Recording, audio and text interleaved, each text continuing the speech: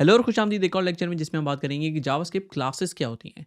तो ये बहुत ही इंपॉर्टेंट कॉन्सेप्ट है और ये डिफरेंट प्रोग्रामिंग लैंग्वेजेस के अंदर डिफरेंट तरीके से एक्सप्लेन होता है या डिफरेंट तरीके से कोड किया जाता है।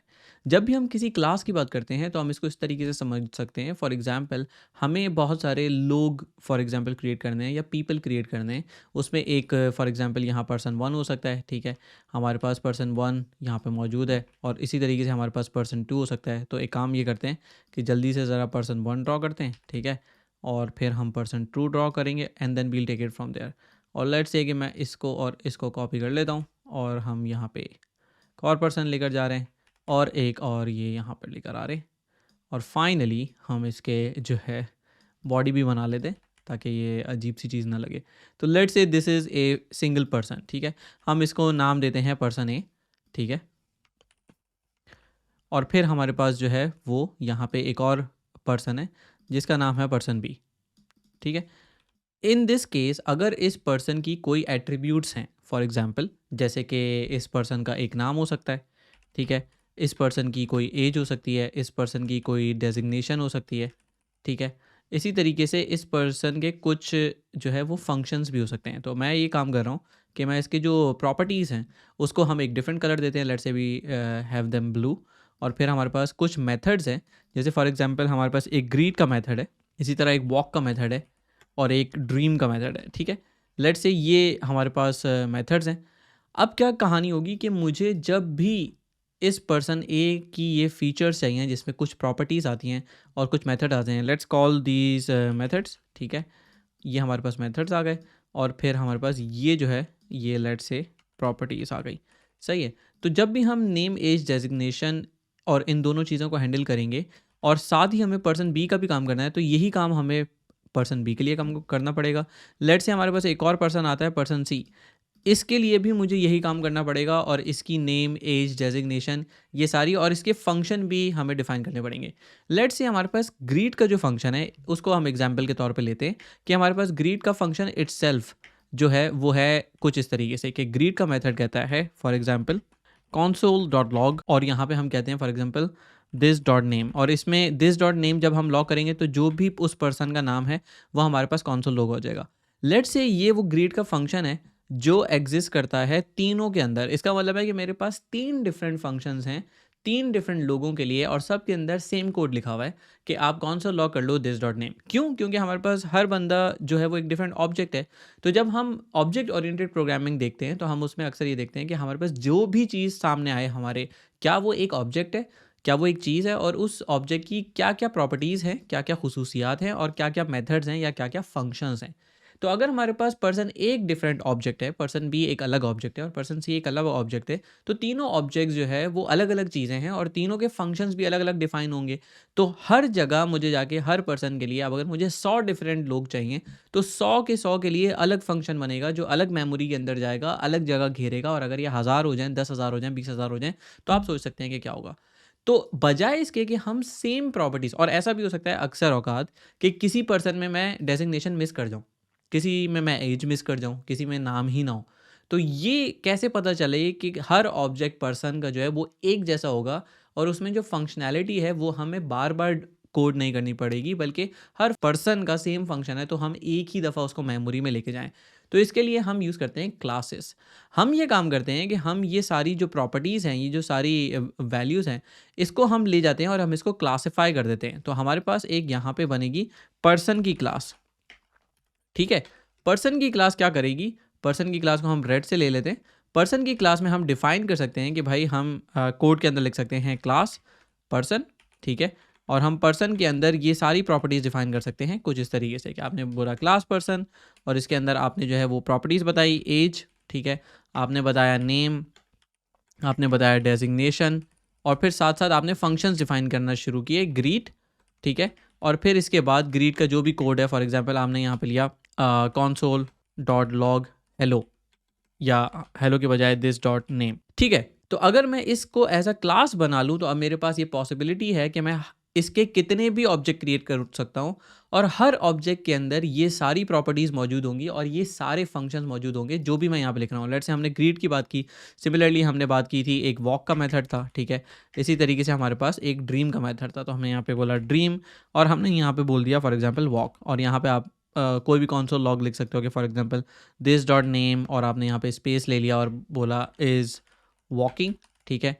इसी तरीके से आप इसका एक और ऑल्टरनेट ले सकते हो और यहाँ पे आप कह सकते हो कि this dot name is dreaming for example, ठीक है। तो अगर मेरे पास ये कोड बेस है तो हम अब कितने भी पर्सन बनाएं उन सब के अंदर ये सारे फंक्शन पहले से बने होंगे, तो मुझे सारे ऑब्जेक्ट्स के अंदर ये सारी चीज़ें दोबारा नहीं डिफाइन करनी पड़ेंगी, which is the best part.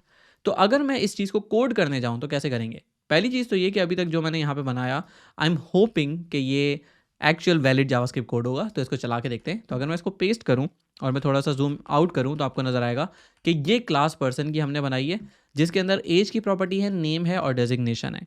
और हमारे पास ग्रीट का मेथड है जो दिस डॉट नेम को हाईलाइट करता है, वॉक का मेथड है जो ये मैसेज करता है, और ये ड्रीम का मेथड है, ठीक है। अगर मुझे कोई भी नया ऑब्जेक्ट बनाना है इस क्लास से, इसको हमेशा आप इस तरीके से समझिए कि एक क्लास जो है ना वो सिर्फ एक हवाई चीज़ है जो कि कुछ भी एग्जिस्ट नहीं करती, यानी कि एक क्लास डेफिनेशन है कि कोई चीज़ कैसी होनी चाहिए।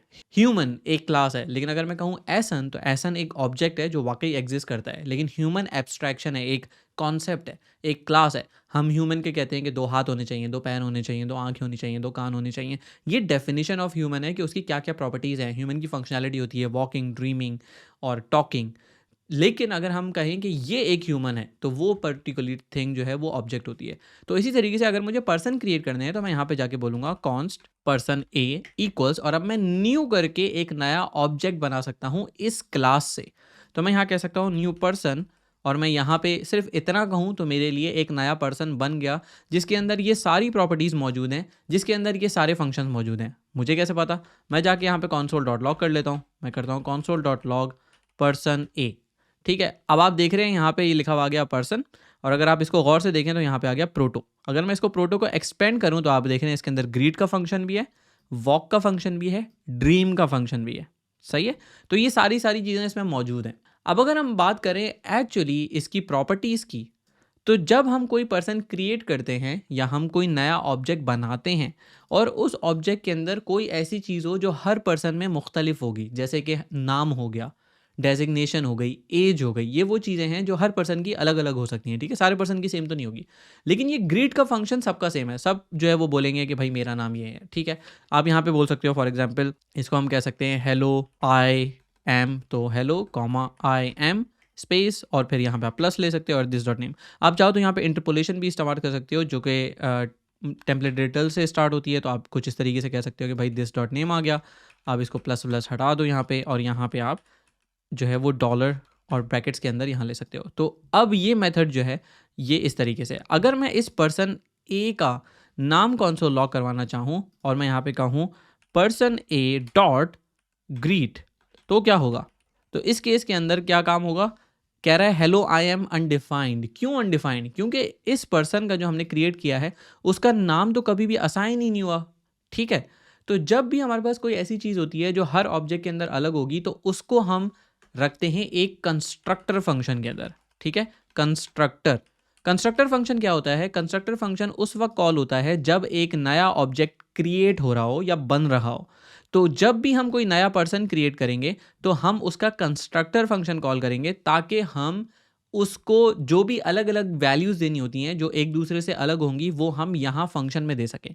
तो हम कह रहे हैं भाई ये जो क्लास है पर्सन, इसके अंदर जो जो चीज़ें मुख्तलिफ हैं वो हम एज अ आर्ग्यूमेंट लेंगे। तो हम कहेंगे नेम, हम कहेंगे एज और हम कहेंगे डेजिग्नेशन, ठीक है। जब हम ये तीनों चीज़ें ले रहे हैं तो हम जाके इस फंक्शन के अंदर यहाँ पे असाइन कर सकते हैं this dot name equals name, यानी कि जो भी नाम हमें पास किया जाएगा वो हम इस पर्सन के नेम पे असाइन कर देंगे। तो यहाँ आने वाला वेरिएबल इस वैल्यू में असाइन हो जाएगा। सिमिलरली हम जो है वो एज की बात करेंगे, this dot age equals to age और this dot designation equals designation, ठीक है। इसको ज़रा हम अभी चला के देखेंगे तो आपको आइडिया हो जाएगा। लेट्स से कि मैं ये दोनों चीज़ें कॉमेंट आउट कर देता हूँ, ठीक है। अब हम सिर्फ नेम असाइन कर रहे हैं, जब मैं एक पर्सन क्रिएट कर रहा हूँ यहाँ पे, तो अब जाके यहाँ पे मैं एग्जैक्टली जब पर्सन कॉल करता हूँ या मैं कहता हूँ कि नए पर्सन का एक ऑब्जेक्ट बनाओ यूजिंग दिस मेथड, तो ये असल में कंस्ट्रक्टर फंक्शन को कॉल कर रहा है। ये जो दो ब्रैकेट्स हैं वो यही दो ब्रैकेट्स हैं जो कंस्ट्रक्टर के हैं। तो इसका मतलब है कि इन ब्रैकेट्स के अंदर मैं ये नाम, एज और डेजिग्नेशन ये तीनों पास कर सकता हूँ। तो यहाँ लेट से मैं पास करता हूँ एसन। एज सून एज मैं ये पास कर दूं, आप देखो डायरेक्टली मेरे पास यहाँ पे आ गया हेलो आई एम एसन। क्यों आ गया? क्योंकि अब ये जो पर्सन ए है इटसेल्फ, उसका नाम हम सेट कर चुके हैं इस तरीके से। अगर मैं इस लाइन को कमेंट आउट कर दूं तो आप देखेंगे अनडिफाइंड आएगा। तो कहानी चल क्या रही है, जब मैं न्यू पर्सन क्रिएट कर रहा हूँ वैल्यू एसन के साथ, तो ये वैल्यू डायरेक्टली यहाँ से उठती है और यहाँ से डायरेक्टली चली जाती है इस नेम में। उस नाम को जो हम यहाँ से असाइन कर रहे हैं वो डायरेक्टली इस पर्सन का नेम बन जाता है दिस डॉट नेम करके, कि हम कह रहे हैं ये ऑब्जेक्ट जो अभी मैं क्रिएट कर रहा हूँ उसका नाम आप ये सेट कर दो जो कि मैंने यहाँ से पास किया है। तो यहाँ से मैंने पास किया, वो यहाँ पे आया, यहाँ से मैंने उस ऑब्जेक्ट के नेम पे स्टार्ट कर दिया। अगर मेरे पास एक और पर्सन मैं क्रिएट करूं जो कि पर्सन बी हो, ठीक है, लेट से मैं यहाँ जाता हूँ और मैं कहता हूँ person A equals to new person और मैं यहाँ पे कहता हूँ मोहसिन। अब लेट से अगर मैं कंसोल लॉग कर रहा हूँ या मैं पर्सन डॉट ग्रीट कह रहा हूँ, तो आप देख रहे हो हेलो आई एम एहसन आ रहा है। लेकिन अगर मैं यही काम जाके कहूँ पर्सन बी डॉट ग्रीट, तो क्या होगा? तो जो पर्सन बी है उसका नाम आ रहा होगा हेलो आई एम मोहसिन। क्यों? क्योंकि दिस डॉट नेम का मतलब है कि जो भी ऑब्जेक्ट मैंने क्रिएट किया है अभी, उस ऑब्जेक्ट की प्रॉपर्टी सेट करनी है। तो अगर मैंने एहसन के नाम से क्रिएट किया है तो एहसन नाम सेट हो जाएगा उस ऑब्जेक्ट का। कौन सा ऑब्जेक्ट? पर्सन ए का ऑब्जेक्ट। तो पर्सन ए के ऑब्जेक्ट में एहसन चला जाएगा, पर्सन बी के ऑब्जेक्ट में मोहसिन चला जाएगा। इसी तरीके से हम एज भी असाइन कर सकते हैं और डेजिग्नेशन भी कर सकते हैं। लेट से हम जाके यहाँ पे कहते हैं फॉर एग्जांपल 32, एज आ गई, डेजिग्नेशन हमने बोल दिया सॉफ्टवेयर आर्किटेक्ट, ठीक है। इसी तरीके से मोहसिन जो है यहाँ पे हम कहते हैं फॉर एग्जांपल 28 और यहाँ पे हम कहते हैं सॉफ्टवेयर इंजीनियर, ठीक है। अब इस केस के अंदर अगर मैं यहाँ पे जाऊँ और मैं कहूँ console डॉट लॉग पर्सन ए, ठीक है, आप इसके बजाय डायरेक्टली पर्सन ए को लॉग कर सकते हो। और इसी तरह console dot log person B, तो आप देखोगे इन दोनों केस के अंदर मुझे पर्सन आउटपुट मिल रहा है जिसमें नाम एहसन जा रहा है, यहाँ नाम मोहसिन जा रहा है। प्रोटो को ओपन करें तो इसके अंदर ग्रिड, वॉक, ड्रीम ये तीनों हैं और इसमें भी ये तीनों फंक्शन मौजूद हैं, ग्रीक, वॉट, ड्रीम, और ये कंस्ट्रक्टर भी मौजूद है दोनों के अंदर, ठीक है। तो कंस्ट्रक्टर पे अभी हम फिल वक्त नहीं बात कर रहे, लेकिन आप देखोगे कि दोनों में नाम की प्रॉपर्टी आ गई या नेम की प्रॉपर्टी आ गई। बाकी प्रॉपर्टीज़ का क्या? बाकी प्रॉपर्टीज़ कॉमेंट हुई हैं। तो जैसे ही मैं इसको अनकॉमेंट करूँगा तो अब मेरे पास पर्सन के अंदर नेम भी आ गया, एज भी आ गया और डेजिग्नेशन भी आ गई। और दूसरे पर्सन के अंदर नेम आया, एज आया और डेजिग्नेशन आई, वही एज वही वैल्यूज़ जो हमने यहाँ से कोड के अंदर पास की हुई हैं। एहसन 32 सॉफ्टवेयर इंजीनियर या software architect, Ehsan 32 software architect. Similarly Mohsin 28 software engineer, Mohsin 28 software engineer. तो यहाँ पे आपको वैल्यूज़ का आइडिया हो गया होगा कि किस तरीके से हमने वैल्यूज़ चेंज की हैं और वो रिफ्लेक्ट हो रही हैं यूआई के अंदर, या नॉट यूआई के अंदर बट कंसोल के अंदर, ठीक है। इसका मतलब ये है कि अगर मैं अब इन पर्सन के फंक्शंस जो है वो चलाना स्टार्ट करूं तो दोनों के अलग अलग रिजल्ट आएंगे। कैसे? अगर मैं कहूं पर्सन ए डॉट वॉक, तो क्या होगा? तो ये कहेगा एहसन इज वॉकिंग। क्यों? क्योंकि पर्सन ए है कौन? एहसन है। इसी तरीके से मैं कहूं पर्सन बी डॉट ड्रीम, अब क्या होगा? Mohsin is dreaming. क्यों? क्योंकि पर्सन बी जो है वो मोहसिन है। तो हमारे पास जो फ़ायदा हुआ इन दो कामों को करने से वो ये कि हमने एक क्लास क्रिएट कर ली जिसके अंदर हमारे लिए इतना आसान हो गया है वैल्यूज़ डालना। और सिर्फ ये वैल्यूज़ सही प्रॉपर्टीज़ पे असाइन करना मकसद नहीं है, बल्कि ये मकसद है कि अब मैं इस क्लास के अंदर कितने भी फंक्शन क्रिएट कर सकता हूँ। लेट्स से मैं इस क्लास के अंदर जाके एक और नया फंक्शन क्रिएट कर लेता हूँ विच इज़ ईट, ठीक है। अब ये ईट का फंक्शन पहले ना पर्सन ए में था ना पर्सन बी में था, लेकिन जैसे ही मैं इस फंक्शन को क्लास के अंदर जाके क्रिएट करूंगा, जितने भी ऑब्जेक्ट उस फंक्शन से बनेंगे उन सब के अंदर ये फंक्शन, ये नया फंक्शन अब अवेलेबल है। कैसे? मैं जाके यहाँ पे कहता हूँ ईट और मैं यहाँ पे कहता हूँ ईट, तो आप देखो यहाँ पे दोनों आ गए, Ehsan is eating and Mohsin is eating, दोनों फंक्शन अवेलेबल हो गए। और दोनों फंक्शन तो नहीं, ये फंक्शन अवेलेबल हो गया दोनों ऑब्जेक्ट के अंदर। अब इससे मैं कितने ही ऑब्जेक्ट्स बना लूँ ये मेरी मर्जी है, और हर ऑब्जेक्ट के अंदर ये सारे के सारे फंक्शंस अवेलेबल होंगे। तो क्लासेस का जो सबसे बड़ा फ़ायदा है वो ये है कि एक दफ़ा अगर आपने क्लास बना ली तो आप जैसे जैसे उस क्लास में फीचर्स ऐड करते रहोगे उस ऑब्जेक्ट से रिलेटेड, तो सारे इंस्टेंसेस जो बनेंगे या सारे ऑब्जेक्ट्स जो बनेंगे उस क्लास को इस्तेमाल करते हुए उसमें वो सारी चीज़ें मौजूद होंगी। अगर आप थोड़ा सा इसको और सोचो तो ये एग्जैक्टली वो चीज़ है कि जब हम कोई अरे क्रिएट करते हैं तो उसमें हमें मिल जाता है पुश, पॉप, शिफ्ट, अनशिफ्ट, ये सारे मेथड मिल जाते हैं। चाहे हम कोई भी अरे क्रिएट करें और किसी भी अरे के अंदर कोई भी वैल्यू डालें, एक अरे के अंदर सारे फंक्शंस अवेलेबल होते हैं। तो असल में जो अरे हम क्रिएट करते हैं वो भी इसी तरीके से क्रिएट हो रही है कि एक क्लास के ऑब्जेक्ट्स बन रहे हैं या इंस्टेंसेस बन रहे हैं। सिमिलरली हम कोई भी क्लास बना सकते हैं और उसमें डिफरेंट फंक्शंस डाल सकते हैं, और जितने ऑब्जेक्ट्स हम क्रिएट करते जाएंगे वो सारे के सारे उस क्लास के इंस्टेंसेस पे अवेलेबल होंगे। ठीक है, तो आई होप दिस मेक सेंस। इसमें अगर मैं इसको समराइज कर दूं तो हमने 3 चीज़ें डिस्कस की। क्लास का कीवर्ड इस्तेमाल करके आगे जाके आप क्लास का नाम देते हो, और इस पूरे पैरेंथेसिस के अंदर क्लास की बॉडी आती है कि उस क्लास में क्या क्या चीज़ें हैं। हम क्लासेस की प्रॉपर्टीज़ इस तरीके से असाइन कर सकते हैं, और हम डिफ़ॉल्ट वैल्यूज़ भी असाइन कर सकते हैं, लेकिन आमतौर पे हम कंस्ट्रक्टर यूज़ करते हैं। अगर आप चाहो तो आप इस चीज़ को हटा सकते हो, फिर भी जो आउटपुट आएगा वो सेम आएगा, कोई फ़र्क नहीं पड़ेगा। तो हम इसमें और इसमें क्या फ़र्क है? इसमें हम वेरिएबल्स पहले डिक्लेयर कर रहे हैं, कोई वैल्यूज़ नहीं असाइन कर रहे। जब कंस्ट्रक्टर कॉल होता है तो ये वैल्यूज़ असाइन होती हैं। अगर मैं इसको रिमूव कर दूँ तो ये जो कंस्ट्रक्टर है ये स्टिल जब कॉल होगा तो ये प्रॉपर्टीज़ ऑटोमेटिकली बन जाएंगी, यानी कि ये पहले से इस तरह डिक्लेयर करना ज़रूरी नहीं होता। जब हम दिस डॉट नेम कर रहे हैं तो अगर ये प्रॉपर्टी पहले एग्जिस्ट नहीं करती, यानी कि ये इसका मतलब है अभी ये एग्जिस्ट करती है और मैं इसमें असाइनमेंट कर रहा हूँ, इसका मतलब है ये एग्जिस्ट नहीं करती और मैं इसमें असाइनमेंट कर रहा हूँ, और जावास्क्रिप्ट ऑटोमेटिकली इसको क्रिएट कर देता है, तो हमें इसकी ज़रूरत नहीं पड़ती। तो ये थोड़ा सा क्लीन फंक्शन हो गया। जितनी भी प्रॉपर्टीज़ हमें बनानी है वो हम कंस्ट्रक्टर के अंदर लिखते हैं, जितने भी फंक्शंस हमें चाहिए वो सारे के सारे फंक्शंस यहाँ पे आ सकते हैं। और सबसे मज़े की बात यह है कि हर फंक्शन जो है वो इस क्लास की हर प्रॉपर्टी को एक्सेस कर सकता है।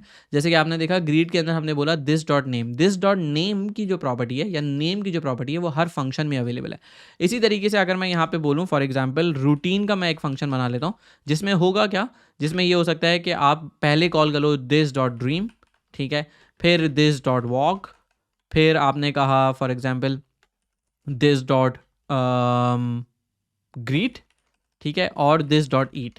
अब ये एक ऐसा फंक्शन है रूटीन का जिसमें हम बाकी फंक्शंस को कॉल कर रहे हैं। तो अगर मैं जाऊं और यहाँ पे मैं कहूँ कि भाई पर्सन ए ईट है, इसको मैं कमेंट आउट कर रहा हूँ, और पर्सन बी का मैं पूरा रूटीन चला दूं तो क्या होगा, ये सारी की सारी फंक्शंस कॉल होंगे। रूटीन कॉल हुआ, उसने ड्रीम कॉल किया, ये ड्रीम में गया, इसने ये कंसोल लॉक किया, तो इसने बोला फॉर एग्जाम्पल सबसे पहली जो चीज़ थी वो इन्होंने कहा कि ड्रीम, वॉक, ग्रीट और ईट, और आपको नज़र आ रहा है ये सारी की सारी चीज़ें ऊपर नीचे इसने शो की हुई हैं, but essentially the idea is Mohsin is dreaming सबसे पहले आएगा, फिर उसके बाद आएगा मोहसिन इज़ वॉकिंग, फिर आएगा greet hello I am Mohsin, और फाइनली जो वैल्यू आएगी वो आएगी ईट, मोहसिन इज़ ईटिंग।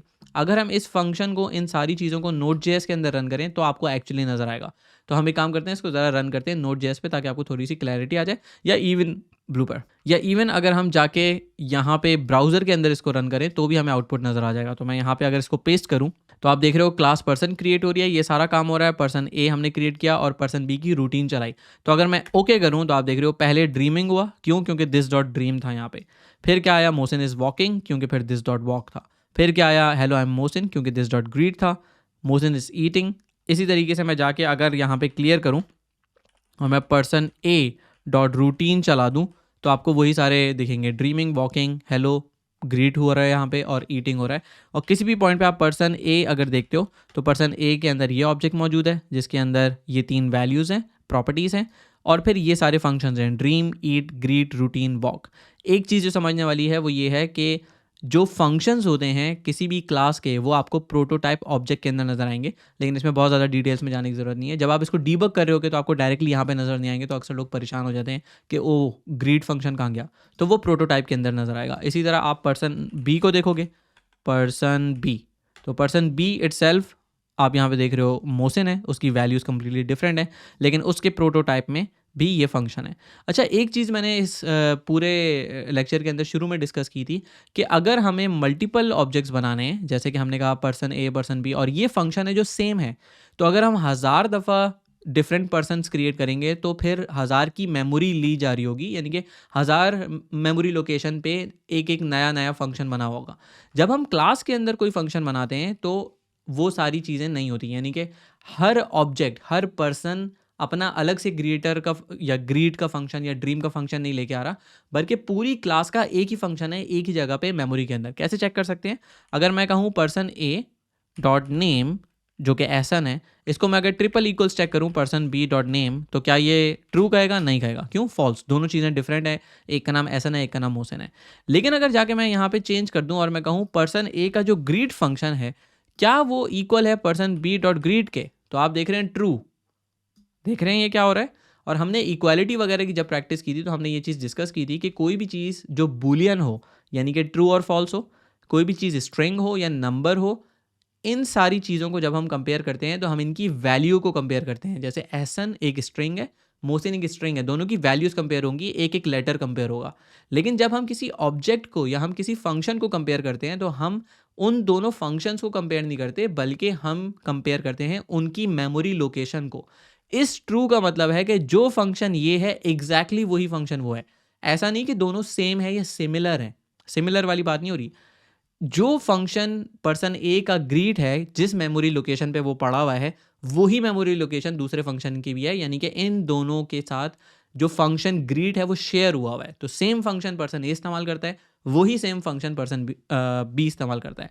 इसकी एक छोटी सी एग्जांपल ले लेते हैं। मैं कहूँ फंक्शन ग्रीट, ठीक है, और मैं कहूँ इक्वल्स टू, फॉर एग्जाम्पल अगर मैं कहूँ ये एक फंक्शन है, इसको मैं ब्रैकेट्स में ले लेता हूँ, ठीक है, और मैं कहूँ कि भाई सेम चीज़ जो है ना वो एक और दफ़ा हम लिख देते हैं, तो क्या ये कंपेयर करके ट्रू असाइन होगी? आपने क्या देखा कि वैल्यू क्या आई? फॉल्स आई। ये दोनों चीज़ें कंपेयर हुई, लेकिन even though code exactly same लिखा हुआ है, ये कभी भी ट्रू नहीं देगा, क्योंकि ये फंक्शन अलग मेमोरी में पड़ा हुआ है, ये फंक्शन अलग मेमोरी में पड़ा हुआ है। हाँ, अगर मैं कहूँ const my function in memory equals, और फिर मैं यहाँ पे पेस्ट कर दूँ फॉर एग्जाम्पल फंक्शन ग्रीट।